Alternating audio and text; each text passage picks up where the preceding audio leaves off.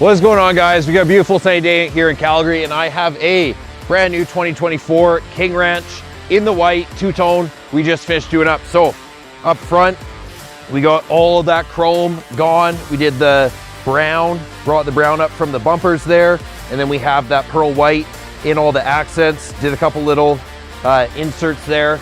Kind of breaks up the grill nice. Let me know what you guys think.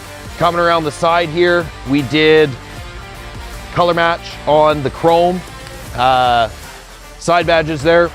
For the mirrors, client kind of wanted to keep the darker caps and then the white bodies. I really like how it turned out.